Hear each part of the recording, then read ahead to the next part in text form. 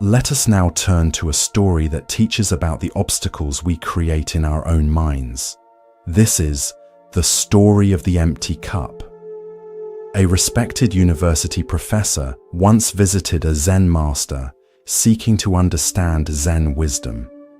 The professor had spent many years studying philosophy and religious texts and had written several books on comparative spirituality. He considered himself quite knowledgeable, but was curious about Zen's unique perspective. When he arrived at the master's simple dwelling, the old Zen master greeted him warmly and invited him to sit. "I have come to inquire about Zen," the professor began. "I would like to know what teachings you have to offer and how they differ from the many philosophies I have already studied." The master smiled and said, "Let us have tea first. Then we can talk about Zen." The professor nodded, expecting that after the customary tea, he would have the serious philosophical discussion he had traveled so far to engage in. The Zen master prepared the tea with deliberate, mindful movements. When it was ready, he placed a cup in front of the professor and began to pour. The cup filled to the brim, but the master continued pouring. Tea spilled over the rim, across the table, and onto the professor's clothes and the floor. The professor jumped up in alarm. "Stop! The cup is full. No more will go in." The Zen master stopped pouring and looked directly at the professor. "Like this cup," he said, "you are full of your own opinions, theories, and assumptions. How can I show you Zen unless you first empty your cup?" The professor was stunned into silence. In that moment, he realized that his extensive knowledge had become a barrier rather than a pathway to new understanding. His cup was so full that there was no room for anything new to enter. With this humbling insight, he bowed to the master, ready now to truly begin learning. The Buddha taught, "In the beginner's mind, there are many possibilities, but in the expert's mind, there are few." This teaching points to the importance of maintaining an open, receptive mind, what Zen calls beginner's mind or shoshin. When we approach life with the fresh perspective of a beginner, we remain open to infinite possibilities. When we believe we already know, we close ourselves to new insights. Why do we so readily fill our cups to overflowing? Zen Buddhism identifies several factors that contribute to this common human tendency. First is our ego's need for certainty and control. By convincing ourselves that we understand how things are, we create an illusion of security in an inherently uncertain world. Our opinions and beliefs become a fortress, protecting us from the vulnerability of not knowing. Second is our attachment to identity. Much of who we think we are is constructed from our accumulated knowledge, experiences, and viewpoints. To empty our cup feels threatening because it challenges our sense of self. If I let go of what I know, who am I? This fear keeps us clinging to our filled cups, even when they no longer serve us. Third is what Buddhists call the comparing mind, our habit of constantly measuring ourselves against others. In academic and professional contexts especially, knowing more than others becomes a source of status and recognition. The professor's identity and reputation were built on being knowledgeable, making it particularly challenging for him to adopt a stance of not knowing. The consequences of a full cup extend beyond limiting our learning. When our minds are crammed with preconceptions, we experience life through filters that distort our perception. We see not what is actually before us, but what our existing knowledge tells us should be there. We miss the richness and complexity of reality by forcing it to conform to our limited understanding. Zen practice offers specific methods for emptying our cups. Meditation trains us to observe how quickly we label, categorize, and judge experiences based on past knowledge. By noticing these mental habits, we create space between our pure awareness and our conceptual overlays. We practice putting aside what we think we know to encounter reality directly. The Buddha said, "With our thoughts, we make the world."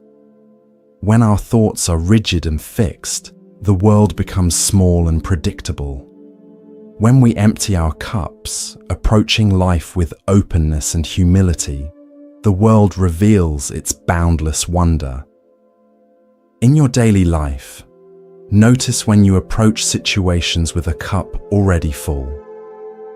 Perhaps it's a conversation where you're formulating your response before the other person has finished speaking, or a familiar activity you perform on autopilot, missing its unique qualities in this moment, or a person you think you understand completely, leaving no room for them to surprise you.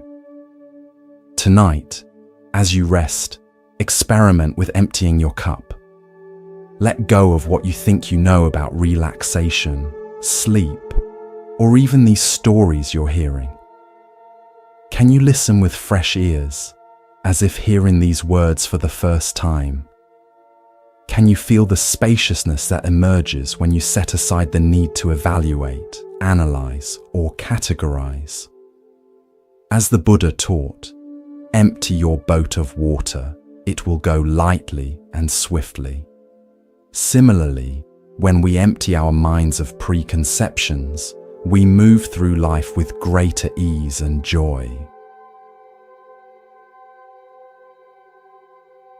Now, let us explore a story about finding wisdom in unexpected places.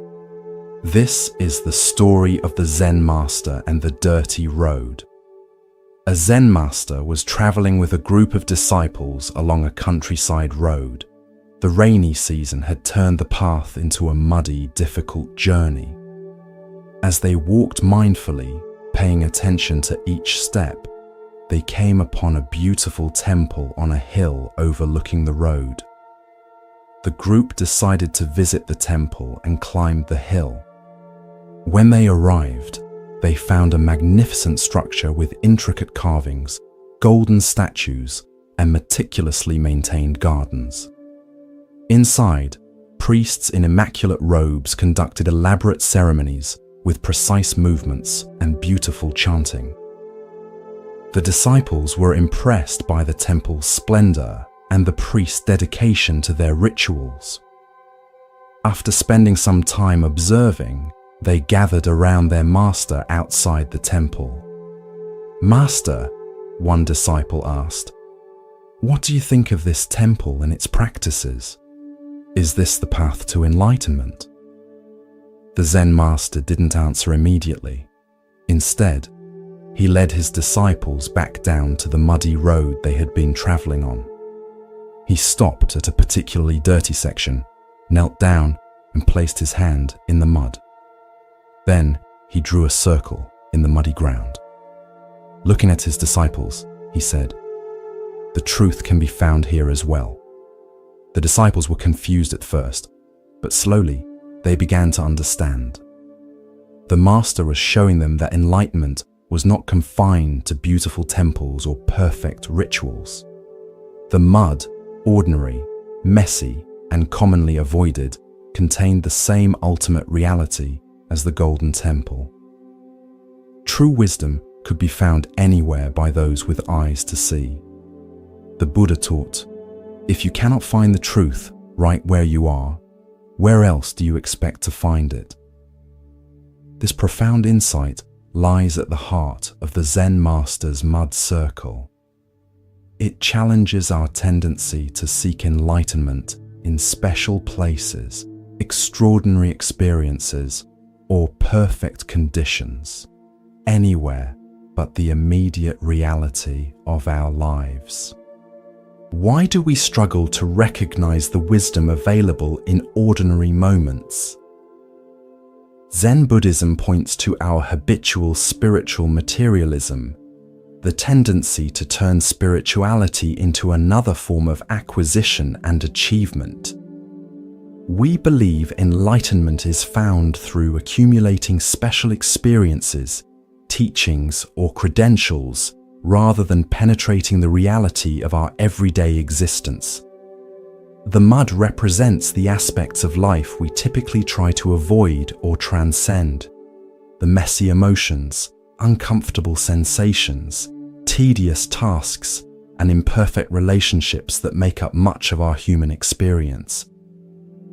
We imagine that spiritual growth means rising above these muddy realities, not realizing that they themselves contain the very wisdom we seek.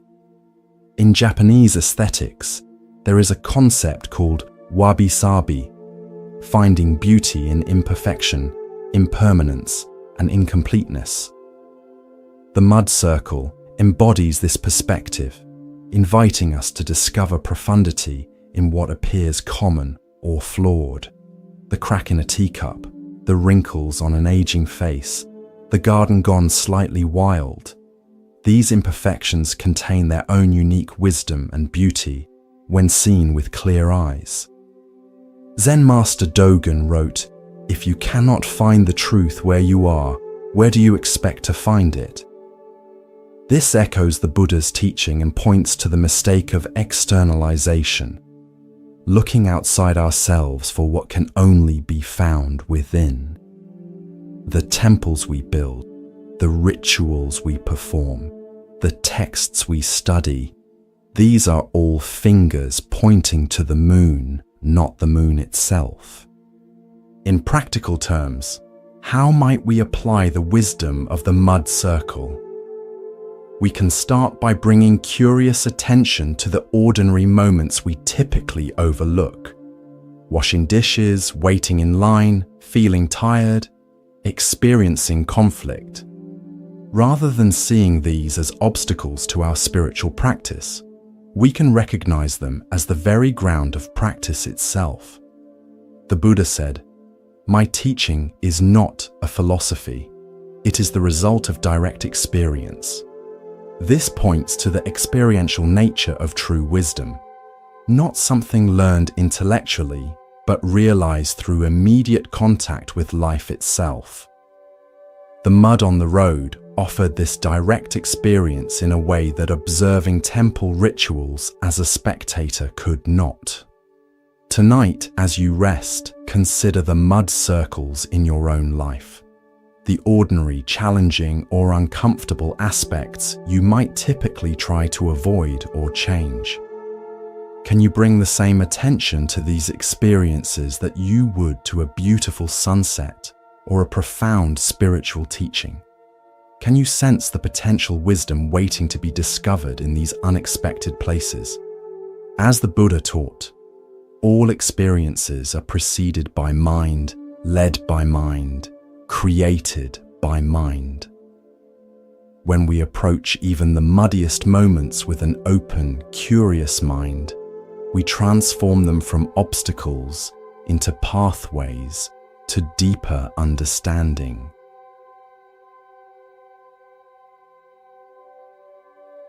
Let us now turn to a story about the wisdom of true mastery. This is the story of the master archer. In ancient China, there lived a master archer known throughout the land for his extraordinary skill. His arrows never missed their mark, and his reputation had spread far and wide.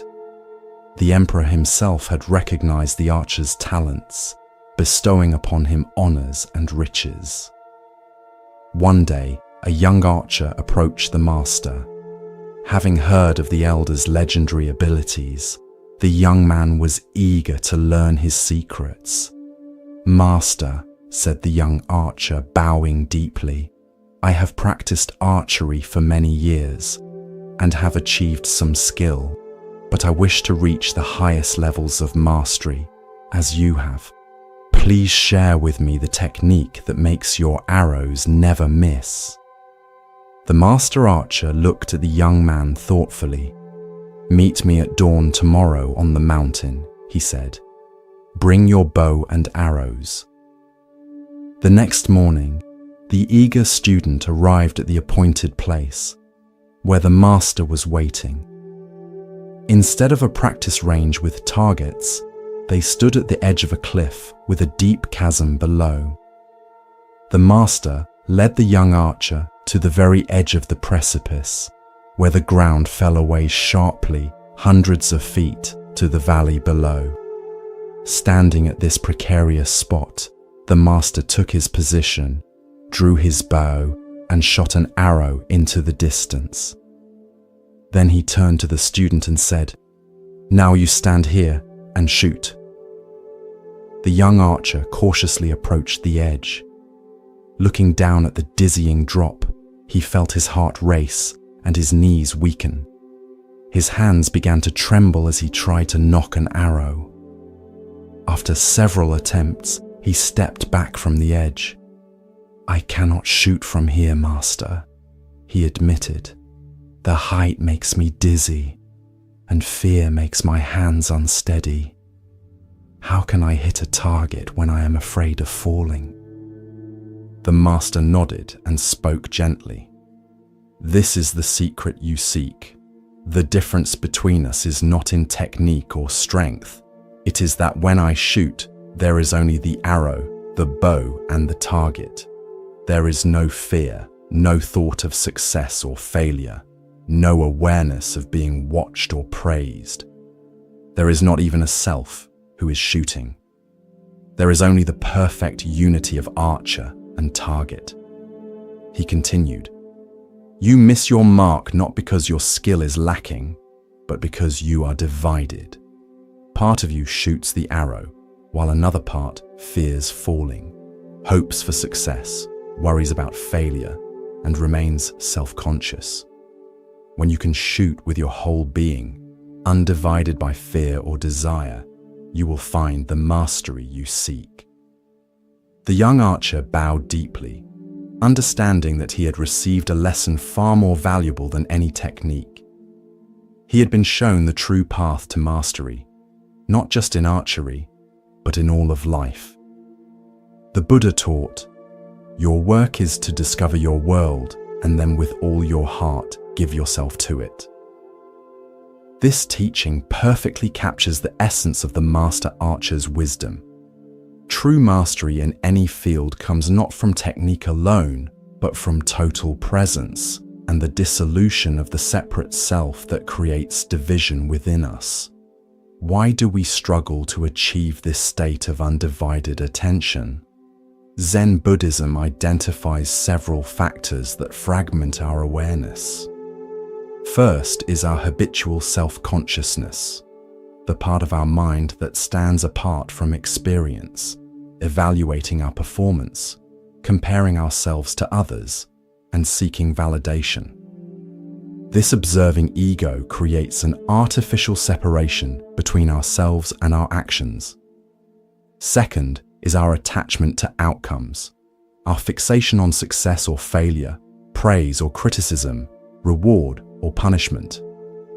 When we shoot an arrow, literally or metaphorically, while obsessing about whether it will hit the target, we introduce tension and hesitation that interfere with natural performance.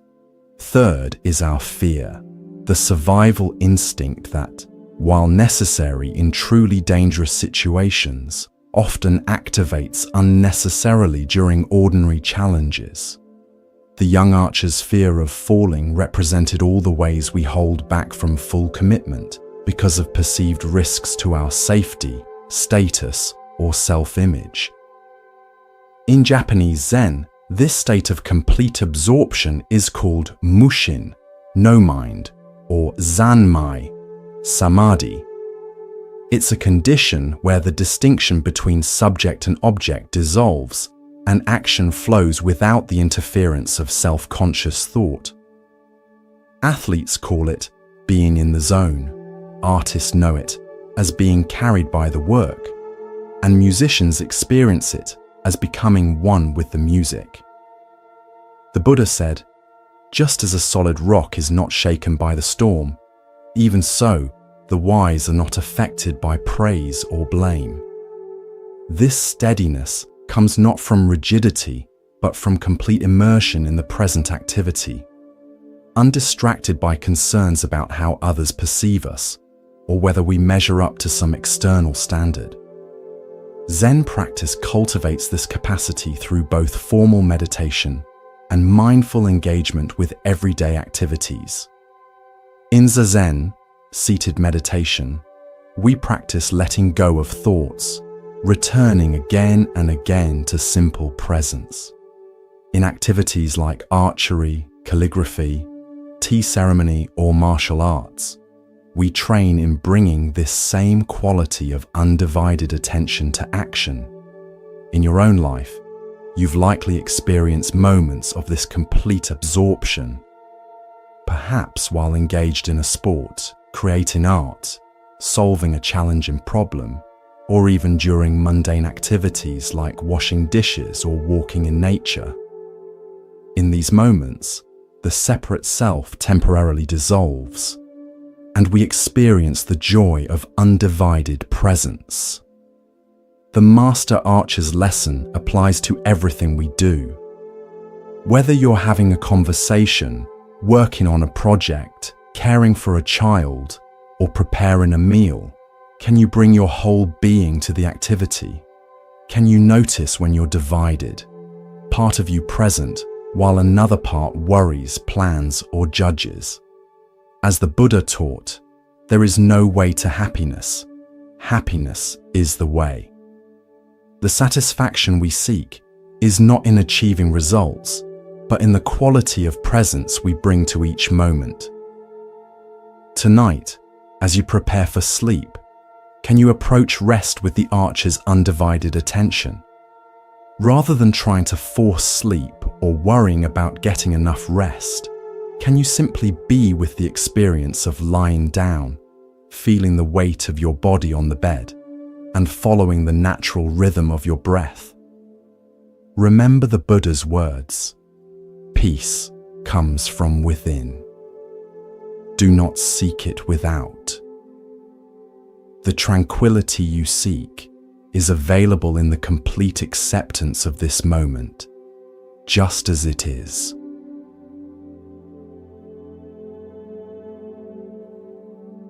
Let us now explore a story about finding solutions by approaching problems differently. This is the story of the Zen master and the heavy stone. In a small village nestled among mountains, the main road was partially blocked by an enormous stone that had fallen from the cliffs above. The stone was so large and heavy that none of the villagers could move it, despite their best efforts.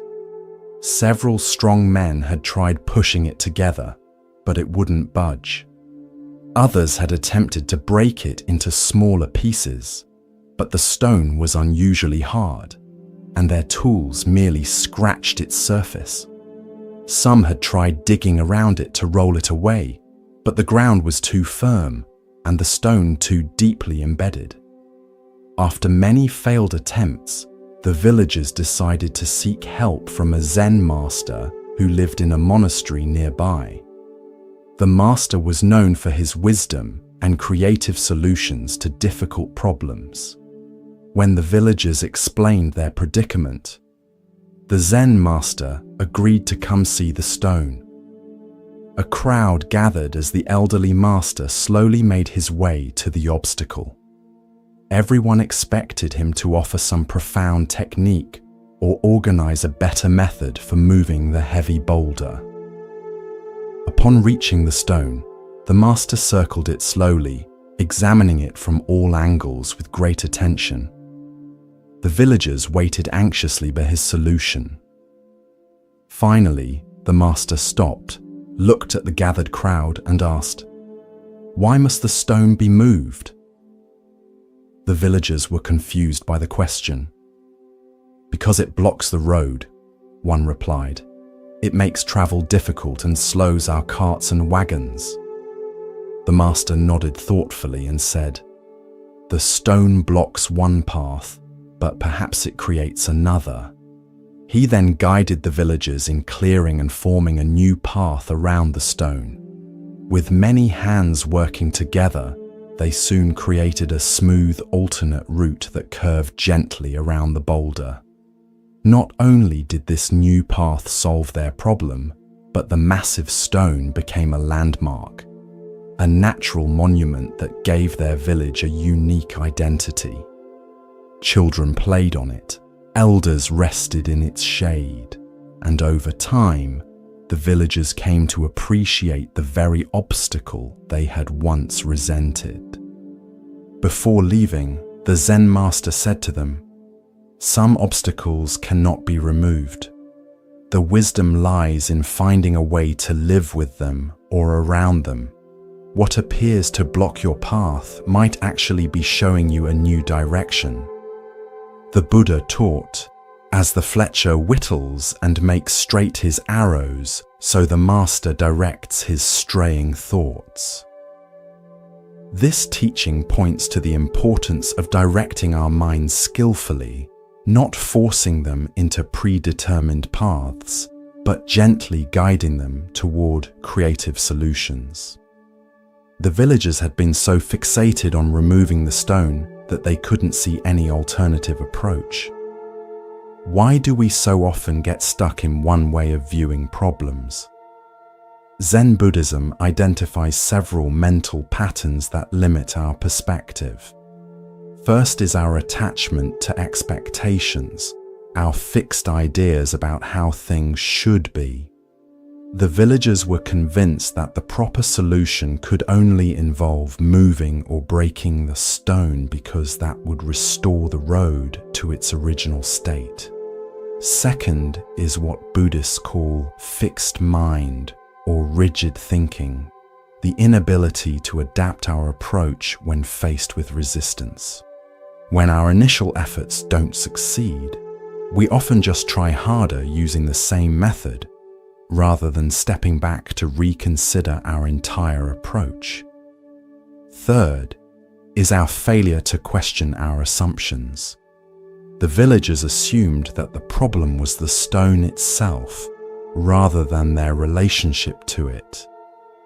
By reframing the situation, the stone isn't the problem, our need for a path is. The Zen master opened up new possibilities that were invisible from within the original framework. Zen practice cultivates mental flexibility through koans, paradoxical stories or questions that cannot be solved through conventional thinking. Famous koans like, "What is the sound of one hand clapping?" Or, "What was your original face before your parents were born?" deliberately short-circuit logical analysis, forcing the mind to operate in new ways. This training develops what Zen calls lateral thinking, the ability to approach problems from unexpected angles. The Buddha said, "We are shaped by our thoughts. We become what we think." When our thoughts remain trapped in familiar patterns, our solutions will be equally limited. By cultivating mental flexibility, we open ourselves to innovative approaches that may be hidden in plain sight. In your own life, consider a challenge you've been struggling with, perhaps a relationship difficulty, a work problem, or a personal obstacle. Have you been pushing against your heavy stone, attempting the same solution repeatedly with minimal success? What might happen if, like the Zen master, you stepped back and questioned your fundamental assumptions about the problem? The Japanese concept of ma, the space between things, offers additional insight. Sometimes the solution lies not in the elements themselves, but in the relationship between them. The villagers found their answer not in the stone or the road as separate entities, but in reconsidering how they could relate to each other. Tonight, as you reflect on challenges in your life, experiment with the Zen master's approach. Ask yourself, what if this obstacle isn't something to be removed, but something to be integrated? What new path might it be revealing? Remember the Buddha's teaching. No matter how hard the past, you can always begin again. Each moment offers a fresh opportunity to see with new eyes and discover solutions hidden beyond our usual perspective. Let us turn to a story about the power of letting go and the freedom it brings. This is the story of the two traveling monks. Two Buddhist monks, Tanzan and Aikido, were once traveling together down a muddy road in the countryside during the rainy season. Heavy rains had fallen, leaving the road flooded in many places and making their journey difficult. As they rounded a bend, they came upon a lovely young woman in a silk kimono and sash, unable to cross a large muddy puddle that blocked the path. She stood hesitating at the edge, clearly distressed about how to proceed without ruining her beautiful clothes. Without a word, Tanzan went to the woman, picked her up in his arms, carried her across the muddy water, and set her down safely on the other side. The woman thanked him with a bow and continued on her way. The two monks walked on in silence for several hours. Finally, unable to contain himself any longer, Aikido spoke out. "Brother Tanzan," he said, "we monks are not supposed to go near females, especially young and lovely ones. It is dangerous. Why did you do that?" Tanzan replied calmly, "I left the girl there by the river." "Are you still carrying her?" Aikido was stunned into silence, suddenly aware of the burden he had been carrying for hours. Not a physical woman, but the weight of judgment, concern, and mental agitation.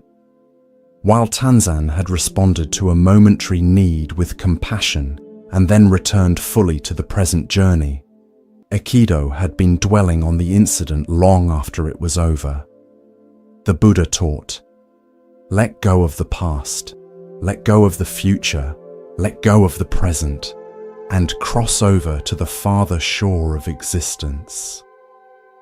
This teaching perfectly captures Tanzan's wisdom. He understood that true freedom comes not from rigid adherence to external rules, but from maintaining internal freedom, the ability to respond appropriately to each situation and then move on without lingering attachment. Why do we, like Aikido, so often carry unnecessary mental burdens? Zen Buddhism identifies several factors that keep us clinging to what we should release. First is our tendency toward rumination, repeatedly thinking about past events we cannot change. This mental habit consumes energy that could be directed toward the present moment and often reinforces negative emotions like anger, guilt, or anxiety. Second is our attachment to rules over principles. Aikido was so focused on the letter of the monastic rule, avoiding contact with women, that he missed its spirit, cultivating purity of mind and intention. Tanzan, by contrast, understood that compassion sometimes requires breaking conventions, and that true purity lies in the absence of selfish desire, not in rigid rule following. Third is what Buddhists call papanka, mental proliferation or elaboration. One thought leads to another and another, creating complex narratives that exist only in our minds. Aikido's initial observation led to hours of internal commentary about propriety, risk, and his companion's behavior, all unnecessary and self-created suffering.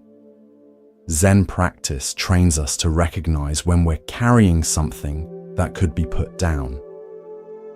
Through meditation, we develop the capacity to observe our thoughts without being carried away by them. We learn to distinguish between helpful reflection and unhelpful rumination, and we cultivate the ability to return again and again to the simplicity and freedom of the present moment. The Buddha said, "In the end, only three things matter: how much you loved, how gently you lived, and how gracefully you let go of things not meant for you." This teaching invites us to consider what we might be carrying that no longer serves us: resentments from past injuries, anxiety about future uncertainties, or judgments about ourselves and others. In Japanese Zen, there is a concept called sesshin, which literally means touching the mind-heart. During intensive meditation retreats, practitioners have the opportunity to notice what they've been unnecessarily carrying and experience the lightness that comes from setting these burdens down. This letting go isn't about forgetting or denying our experiences, but about preventing them from becoming obstacles to living fully in the present. In your daily life, notice when you're carrying something long after the actual event has ended. Perhaps replaying a conversation, worrying about a mistake, or nurturing a grievance. Can you, like Tanzan, respond appropriately to what each moment requires and then return to the present without residue? The Buddha taught, happiness never decreases by being shared.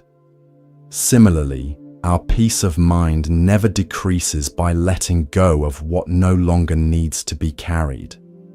Tonight, as you prepare for rest, experiment with setting down whatever mental burdens you've been carrying throughout the day. Imagine placing each concern, each unresolved situation, each judgment or worry gently on the ground beside you. They will still be there in the morning if you need to pick them up again, but for now, feel the lightness and spaciousness that comes from traveling unburdened, even if just for the night. Remember Tanzan's wisdom. True freedom lies not in avoiding life's muddy waters, but in crossing them when necessary, and then continuing on your way with an uncluttered heart.